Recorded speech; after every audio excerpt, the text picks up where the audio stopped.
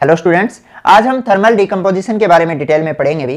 तो इससे पहले मैंने थर्मल स्टेबिलिटी पे लास्ट लेक्चर बनाया है, वो देख लेना। तो उसके बिना आपको थोड़ा सा समझने में दिक्कत आएगी यहाँ पर, अगर वो नहीं देखा तो आपने। ठीक है, 10 या 15 मिनट का लेक्चर है, तो उसको पहले देखो, उसके बाद में यह शुरू करो आप। तो पहली बात आती है कि थर्मल डिकम्पोजिशन होता क्या है। थर्मल मतलब है हीट, डिकम्पोजिशन होता है तोड़ना। हीट की प्रेजेंस में किसी भी कंपाउंड को तोड़ना क्या कहलाता है? थर्मल डिकम्पोजिशन कहलाता है। तो मैं पहले बात कर रहा हूं थर्मल डिकम्पोजिशन ऑफ कार्बोनेट की। तो कार्बोनेट में मैं पहले डिस्कस कर रहा हूं एल्कली मेटल कार्बोनेट, जिनका फॉर्मूला क्या होगा भी M2CO3 टाइप का होगा, और alkaline earth metal carbonate MCO3 होगा फॉर्मूला। अब एक बात ध्यान रखना भी, जो एल्कली मेटल कार्बोनेट की थर्मल स्टेबिलिटी होती है वो एल्केलाइन अर्थ मेटल कार्बोनेट के कंपेयर में ज्यादा होगी। और दूसरा, मैंने लास्ट लेक्चर में आपको बताया था कि चाहे एल्कली मेटल कार्बोनेट हो चाहे एल्केलाइन अर्थ मेटल कार्बोनेट हो, अगर आप डाउन द ग्रुप जा रहे हो तो थर्मल स्टेबिलिटी इंक्रीज होगी। ठीक है, तो यहां पर M की जगह क्या हो सकता है? Lithium, sodium, potassium, rubidium and caesium. यहां क्या होगा? Beryllium, magnesium, calcium, strontium and barium. ठीक है, तो अब देखो, अगर मैं इनको हीट दूंगा, पहले मैं एग्जांपल ले रहा हूं लिथियम कार्बोनेट का, तो यह डिकम्पोज होकर लिथियम ऑक्साइड देगा और CO2 बनाएगा। उसके बाद में चाहे सोडियम हो चाहे पोटेशियम, रुबिडियम, सीजियम, किसी का भी कार्बोनेट हो, वो डिकम्पोज नहीं होगा। ठीक है, तो मैं यहां ले लेता हूं M2CO3। इनको चाहे आप कितनी हीट दे दो, ये डिकम्पोज नहीं होंगे। तो M की जगह क्या हो सकता है आपका? Sodium, potassium, rubidium and caesium. यह मैं लास्ट लेक्चर में बता चुका हूं आपको। ठीक है, मैंने आपको वहां क्या बताया था कि जैसे आपके sodium, potassium, rubidium and caesium के केस में चाहे इनके कार्बोनेट हो, चाहे हाइड्रोक्साइड हो, या चाहे इनके सल्फेट हो, ये डिकम्पोज नहीं होते। Do not decompose. लिथियम के जो कार्बोनेट, हाइड्रोक्साइड और सल्फेट है वो डिकम्पोज हो जाएंगे। लिथियम के क्यों डिकम्पोज हो जाएंगे भी? क्योंकि लिथियम का साइज है वो छोटा है। छोटा है तो इसकी पोलराइजिंग पावर ज्यादा होगी, मतलब इस कंपाउंड में कोवेलेंट कैरेक्टर ज्यादा है और आयोनिक कैरेक्टर कम है। तो आपको पता है जो कोवेलेंट कंपाउंड होते हैं वो लेस स्टेबल होते हैं as compare to ionic compound. तो इस कारण यह डिकम्पोज हो जाएगा। इधर सोडियम, पोटेशियम, रुबिडियम, सीजियम का साइज बड़ा है, मतलब इनकी पोलराइजिंग पावर कम है। पोलराइजिंग पावर कम है तो इनमें कोवेलेंट कैरेक्टर भी क्या होंगे? कम होंगे, और आयोनिक कैरेक्टर ज्यादा होंगे। आयोनिक कैरेक्टर ज्यादा है मतलब यह ज्यादा थर्मली स्टेबल होंगे। तो ये अगर आपने फजान रूल नहीं देखा है तो फजान रूल पर मैंने एक लेक्चर बनाया हुआ है, वो देख लो। पोलराइजेशन आपको वहां पे डिटेल में समझ आ जाएगा। अब देखो, इधर कोई भी हो, चाहे आपका, जैसे मैं एग्जांपल ले लेता हूं कैल्शियम कार्बोनेट, कोई भी एग्जांपल ले सकते हो, beryllium, magnesium, calcium, strontium, barium, ये सारे के सारे डिकम्पोज होके मेटल ऑक्साइड दे देंगे और प्लस CO2 दे देंगे। ठीक है, आप कॉमन लिख सकते हो इनके लिए। MCO3 है, हीट दोगे, डिकम्पोज होके मेटल ऑक्साइड बनाएगा और CO2 देगा। इसमें सिर्फ लिथियम कार्बोनेट डिकम्पोज हो रहा है, बाकी डिकम्पोज नहीं हो रहे, और इसमें सारे के सारे मेंबर है वो डिकम्पोज हो जाते हैं। दूसरा एग्जांपल ले सकते हो, ये तो हमने alkali metal, alkaline earth metal का लिया है। P ब्लॉक के एलिमेंट ले लो, जैसे आपका लेड कार्बोनेट होता, तो इसको भी हीट दोगे तो यह लेड ऑक्साइड बना देगा और CO2 बना देगा। इसकी भी, लेड की भी पोलराइजिंग पावर ज्यादा है। पोलराइजिंग पावर ज्यादा है तो इसमें कोवेलेंट कैरेक्टर ज्यादा है और ये लेस स्टेबल है। ठीक है, इसी तरह अगर आपका यहां पर आपके, अगर मैं एग्जांपल ले लूं एल्यूमिनियम कार्बोनेट का, इसको भी हीट दूंगा तो यह डिकम्पोज होकर क्या बनाएगा? एल्यूमिनियम ऑक्साइड बनाएगा और CO2 बना देगा। ठीक है, ये तो हो गए आपके P ब्लॉक के। इसके अलावा मैं एग्जांपल ले सकता हूं D ब्लॉक का भी। तो D ब्लॉक में जैसे मैंने एग्जांपल ले लिया जिंक कार्बोनेट का, अगर मैं इसको हीट दूंगा तो यह जिंक ऑक्साइड बनाएगा और CO2 बनाएगा।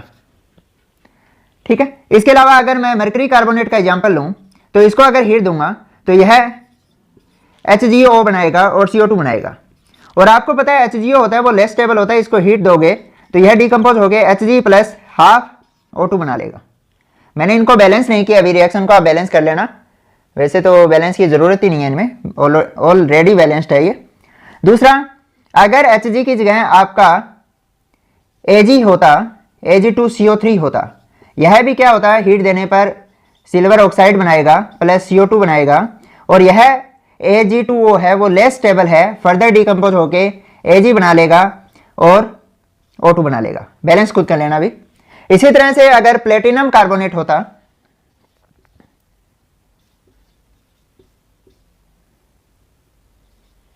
तो इसको हीट दोगे तो क्या बनेगा, प्लेटिनम ऑक्साइड बनेगा, CO2 बनेगा, और यह फर्दर डिकम्पोज होके प्लेटिनम दे देगा और ऑक्सीजन दे देगा अगर हाई टेम्परेचर दोगे तो। ठीक है, इसी तरह गोल्ड का कार्बोनेट होता तो वो भी डिकम्पोज होके क्या दे देता आपको, गोल्ड दे देता। ठीक है, पहले ऑक्साइड में कन्वर्ट होगा और फिर गोल्ड में कन्वर्ट हो जाएगा। तो ये 4 मेटल है जो आपको याद रखनी है, एक Hg है, एक Ag है, एक आपकी प्लेटिनम है और एक Au है, जिनके कार्बोनेट पहले ऑक्साइड में डिकम्पोज होते हैं और फर्दर वो क्या होते हैं, मेटल में डिकम्पोज हो जाते हैं। ठीक है, तो ये चारों आप याद रख लेना। कैसे याद रखोगे, जैसे HAPA है, हापा से याद रख सकते हो आप। ठीक है, तो नोट करो इतना। अब कुछ कार्बोनेट इस फॉर्म में भी मिलते हैं, जैसे हाइड्रोक्साइड है, calcium hydroxide and calcium carbonate, यानी डबल साल्ट हो आपके, तो इनको अगर आप हीट दोगे तो ये क्या बनाएंगे, कैल्शियम ऑक्साइड बनाएंगे। यह हीट देने पर क्या होगा, कैल्शियम ऑक्साइड प्लस वाटर देगा, यह हीट देने पर डिकम्पोज होकर कैल्शियम ऑक्साइड प्लस CO2 देगा। ठीक है, तो यानी कैल्शियम ऑक्साइड बन गया, वाटर बन गया एंड CO2 बनेगा। ठीक है, इसी तरह से अगर कैल्शियम की जगह आपका कॉपर होता, कॉपर हाइड्रोक्साइड, कॉपर कार्बोनेट होता, मेलाकाइट है ना ये, तो ये क्या बनाएगा, copper oxide plus water plus CO2, यानी जो कॉपर हाइड्रोक्साइड है वो तो डिकम्पोज होके कॉपर ऑक्साइड और वाटर दे देगा, कॉपर कार्बोनेट डिकम्पोज होके कॉपर ऑक्साइड प्लस CO2 दे देगा। ठीक है, बैलेंस खुद कर लेना भी आप। इसके बाद में क्या आएगा, जिंक हाइड्रोक्साइड और जिंक कार्बोनेट, आपको अब तो समझ आ गया होगा, ये डिकम्पोज होके क्या देगा, zinc oxide water plus CO2। ठीक है, इसी तरह से अगर PbOH की होल ट्वाइस एंड PbCO3 होता तो इसको भी हीट देने पर यह डिकम्पोज होके PbO plus water plus CO2 देगा। नोट करो। अब बात कर रहे हैं थर्मल डिकम्पोजिशन ऑफ बाइकार्बोनेट का, तो इसमें यहां लिखेंगे हम एल्कली मेटल के बाइकार्बोनेट और यहां लिखेंगे एल्केलाइन अर्थ मेटल के बाइकार्बोनेट। अब इनको हीट दोगे तो यह क्या बनाएंगे, मेटल कार्बोनेट देंगे प्लस वाटर देंगे प्लस CO2 देंगे। ठीक है, और इनको भी हीट दोगे तो यह क्या बनाएंगे, मेटल कार्बोनेट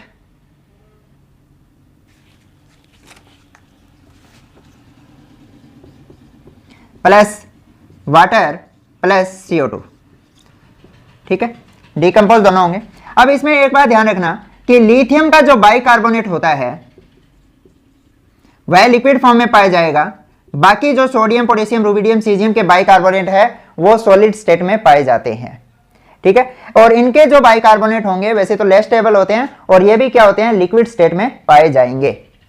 अब आपको पता है कि इनके जो कार्बोनेट है वो फर्दर हीट देने पर डिकम्पोज होके क्या दे देंगे, मेटल ऑक्साइड देंगे और CO2 दे देंगे।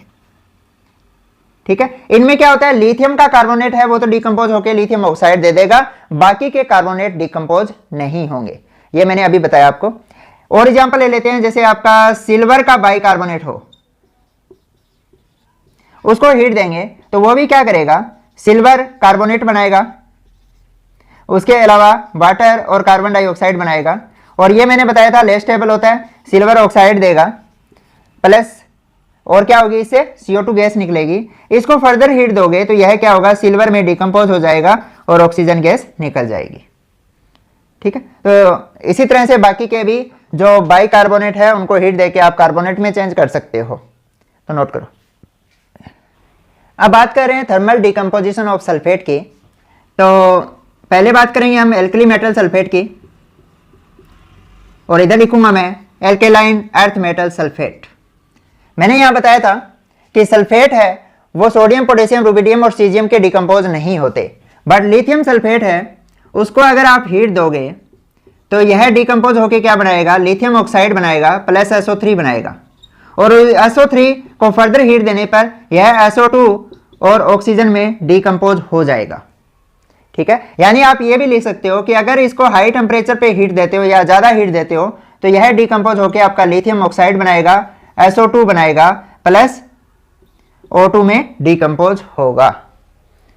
इसी तरह से ये वाले भी हैं, यहाँ पे क्या आएंगे, एल्केलाइन अर्थ मेटल के जो सल्फेट हैं ये भी डिकम्पोज हो जाएंगे। और इनकी एक बात ध्यान रखना भी, डाउन द ग्रुप जाते हो तो थर्मल स्टेबिलिटी क्या होगी, इंक्रीज होगी।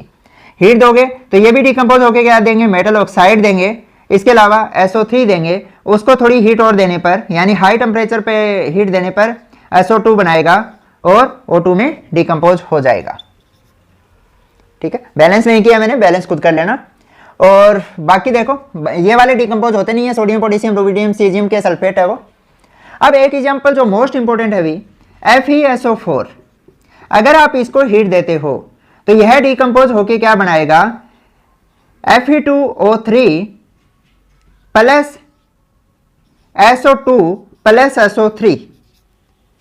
ठीक है, इसमें दो एसिडिक गैसेज बन रही हैं, यह बात ध्यान रखना, मोस्ट इंपॉर्टेंट एग्जांपल है। अब बात कर रहे हैं थर्मल डिकम्पोजिशन ऑफ नाइट्रेट की। इसको भी हम दो पार्ट में डिवाइड करके स्टडी करेंगे अभी। एक होते हैं एल्कली मेटल नाइट्रेट और दूसरे हैं एल्केलाइन अर्थ मेटल नाइट्रेट। तो एल्कली मेटल नाइट्रेट में जो लिथियम नाइट्रेट है, मोस्ट इंपॉर्टेंट है भाई, इसको थोड़ा याद रखना। इसको अगर हीट दोगे आप तो लिथियम ऑक्साइड बनेगा प्लस NO2 बनेगा प्लस O2 बनेगा। ये दोनों ही पैरामैग्नेटिक गैस है। क्या है, दोनों ही पैरामैग्नेटिक गैसेज हैं और यह ब्राउन कलर की होती है। NO2 है वो ब्राउन कलर की है, यानी ब्राउन कलर की गैस निकलेगी यहाँ से। और अगर इनको भी हीट दोगे तो इनमें भी मेटल ऑक्साइड बनेगा प्लस NO2 बनेगा प्लस O2 बनेगा, यानी पैरामैग्नेटिक गैस है, दो पैरामैग्नेटिक गैस बन रही है यहाँ पर।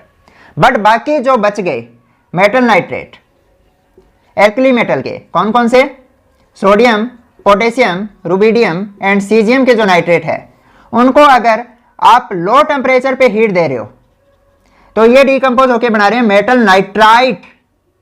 क्या बनाएंगे, मेटल नाइट्राइट बनाएंगे और प्लस O2 गैस निकलेगी यहां से। और अगर हाई टेम्परेचर पे हीट देते हो, मोस्ट इंपॉर्टेंट है भी,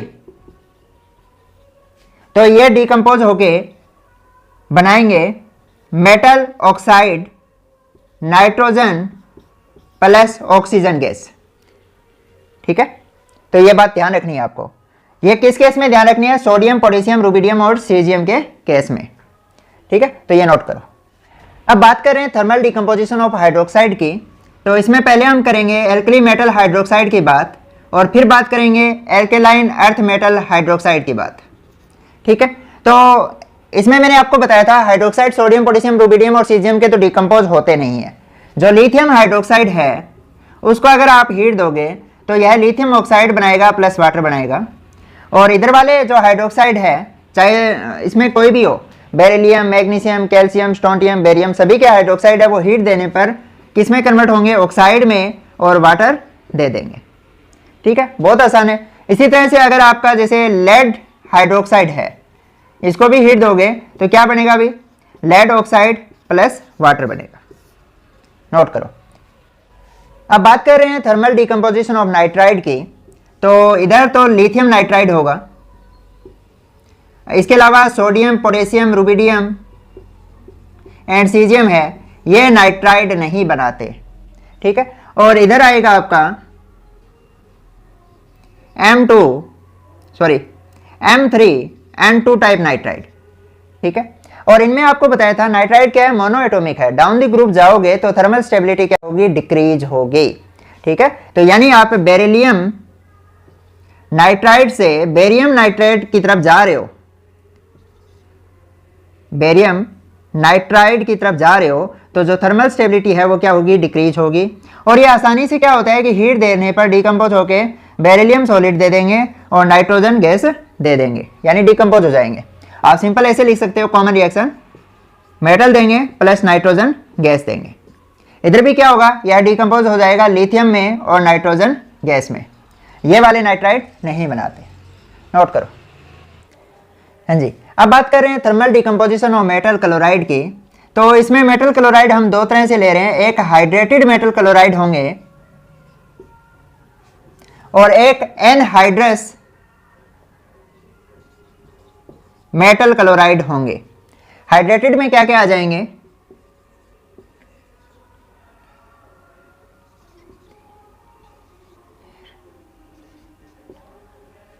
जैसे बेरिलियम क्लोराइड है, इसके साथ 4 वाटर के मॉलिक्यूल एसोसिएटेड रहते हैं।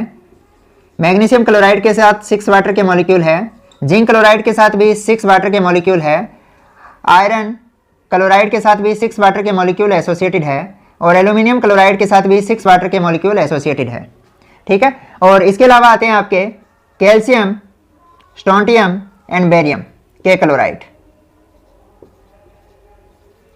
इसके साथ 6 वाटर के मॉलिक्यूल होंगे, इसके साथ भी 6 वाटर के मॉलिक्यूल होंगे और इसके साथ 2 वाटर के मॉलिक्यूल होते हैं।